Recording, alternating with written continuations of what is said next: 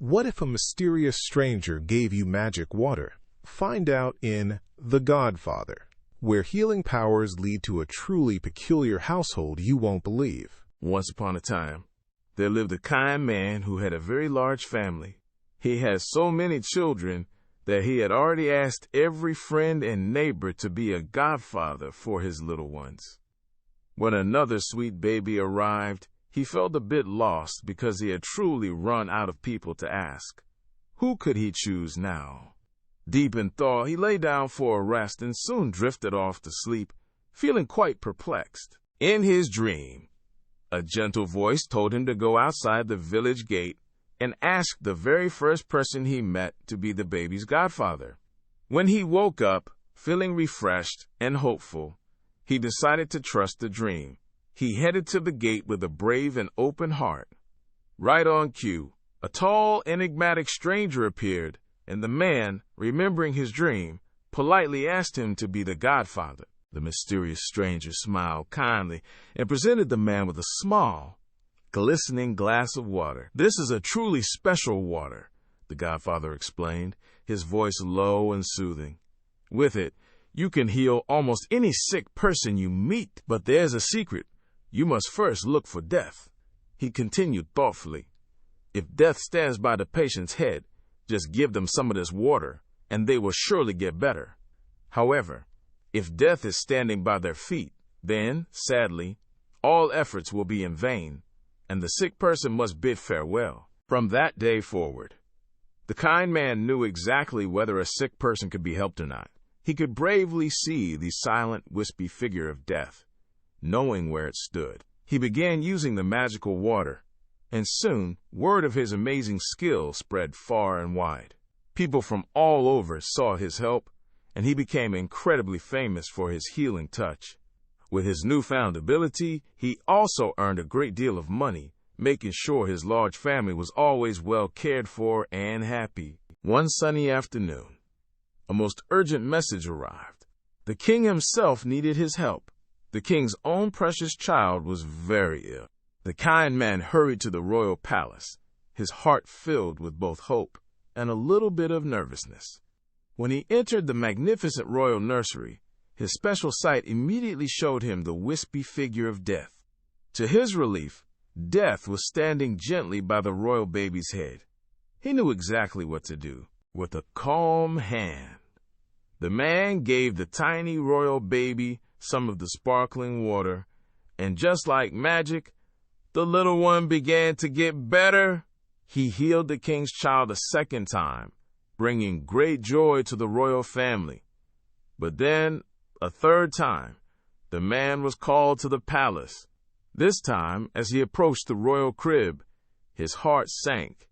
The silent, wispy figure of death stood firmly by the baby's feet. With a heavy sigh, he knew then that no amount of magic water could save the child, for its time had come, and he shared the sad news with the king and queen. Many seasons passed, and the man, now known as the Healer, often thought of the mysterious godfather who had given him such a wonderful gift.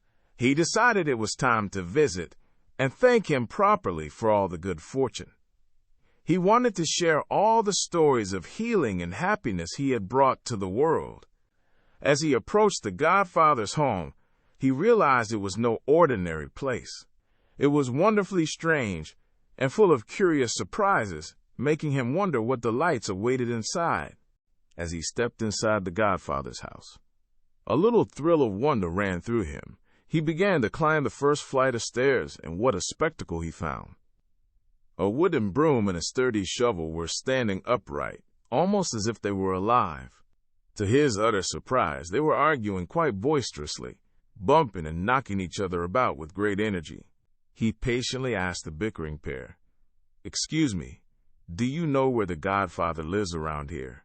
The cheerful broom, still wiggling playfully, pointed a bristle upwards and replied, "Just one flight of stairs higher up, friend." Continuing his ascent with a quizzical smile, he reached the second flight of stairs. There, instead of more arguments, he discovered a mysterious pile of what looked like many small, gnarled fingers lying neatly together, Feeling a little bewildered, he once again asked, "Could you tell me where the Godfather makes his home?" One of the strange fingers seemed to wiggle slightly, and then a tiny voice chirped, "One more flight of stairs above." He continued, his heart thumping gently with curiosity, and on the third flight he saw an even stranger sight. A cheerful heap of what appeared to be dead heads, all watching him with silent, smiling faces, yet they pointed him onward, encouraging him to keep climbing. Undeterred, the man climbed to the fourth flight, and a delicious aroma wafted towards him. He saw several shiny fishes, bright and lively, happily sizzling and baking themselves in a pan over a whimsical fire.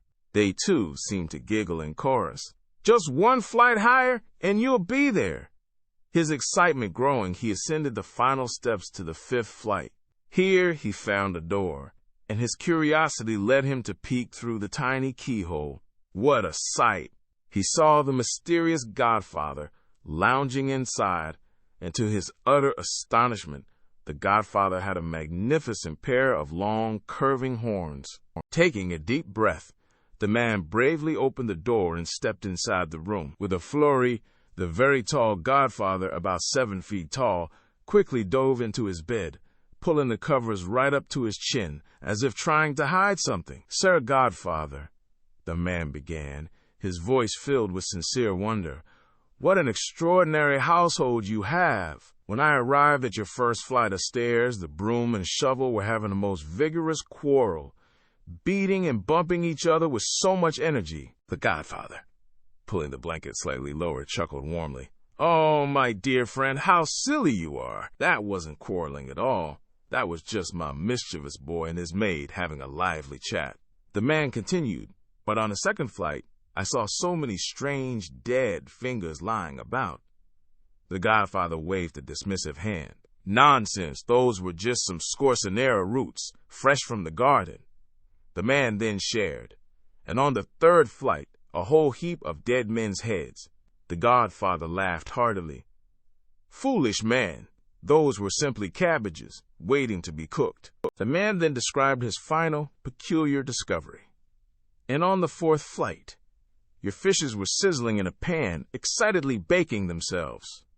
As he said this, as if on cue, the very fishes from the pan cheerfully swam over, gracefully serving themselves up on elegant platters.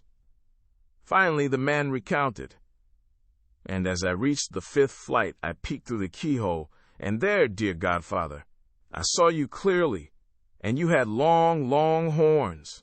The Godfather's gentle smile hardened. "Oh, that is quite a fib," he proclaimed with a stern gaze. Suddenly, feeling very alarmed, the man turned and ran out of the strange house as fast as his feet could carry him. And if he hadn't, who knows what other peculiar secrets the mysterious Godfather might have shared, or indeed, what he might have done. This peculiar adventure reminds us that sometimes things are not always as they first appear. What seems strange or even a little scary can often be explained by something simple and good. It teaches us not to judge too quickly, and to keep an open mind and heart. And perhaps it also shows us to be grateful for the kindness of others, even if they have some very curious ways. Ever dreamed of being the hero? Now you get to be the star. Your adventure starts at TalesMio. Visit talesmio.com now.